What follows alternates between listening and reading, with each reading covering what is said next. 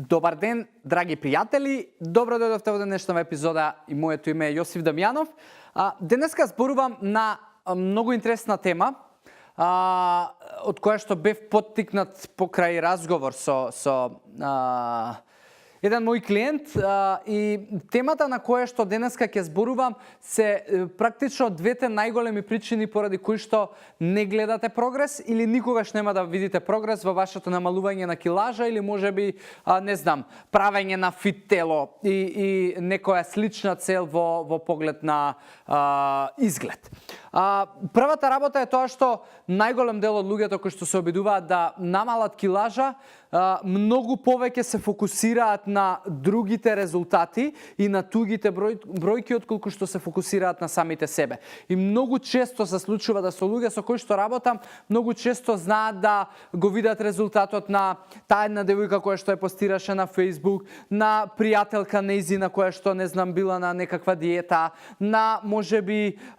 колешката која што за толку дена намалила килажа многу повеќе отколку неа, на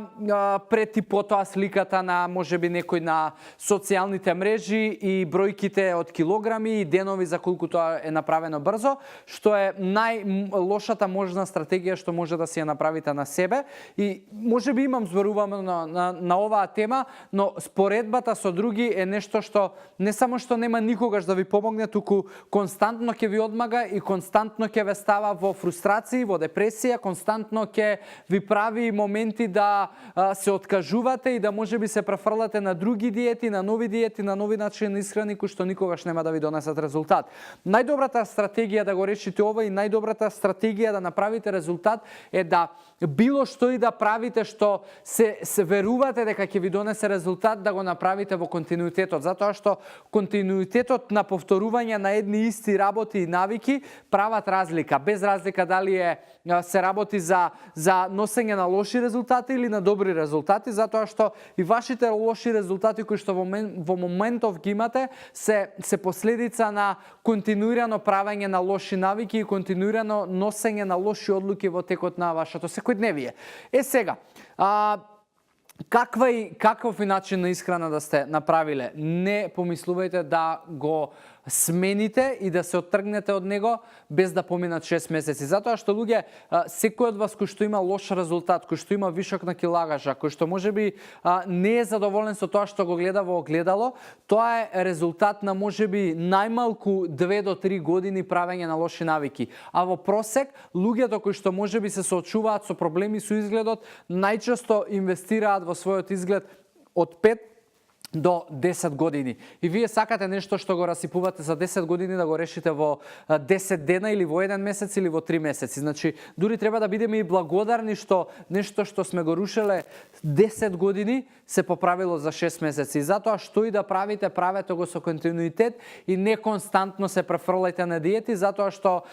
многу често луѓе се врзуваат за брзината и за количината на можеби резултатите кои што ги гледаат кај друга личност, затоа што она е сега на кето и брзо намалила затоа што е на хроно и брзо намалила затоа што е на не знам каква диета, но верувајте дека се што дава резултати брзи на краток рок најчесто завршува неуспешно и многу е подобро да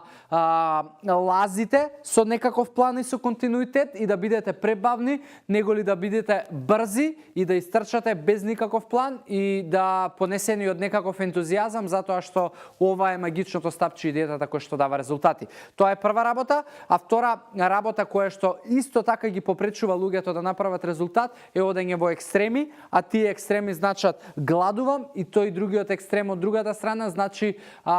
се уморив од гладување, дај малку да јадам и тоа што го избирам да го јадам е комплетен junk food и никаква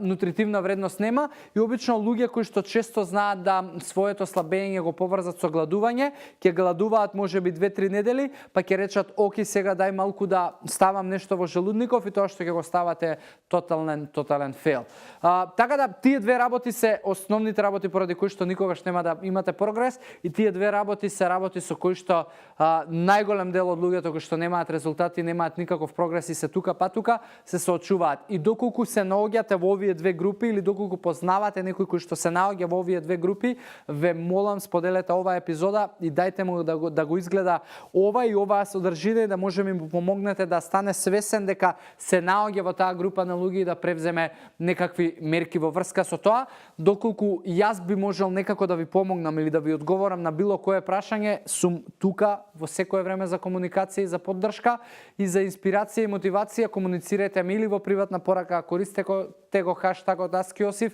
или додавајте во коментар на ова видео, како и да е. Сепак, моја задача и моја цел е да можеби ве поттикнам да размислувате во друга насока и да добивате поинакви резултати. За денешнава епизода тука завршуваме и ви посакувам здрави животни навики, убав ден и се гледаме во следна епизода. Чао, чао!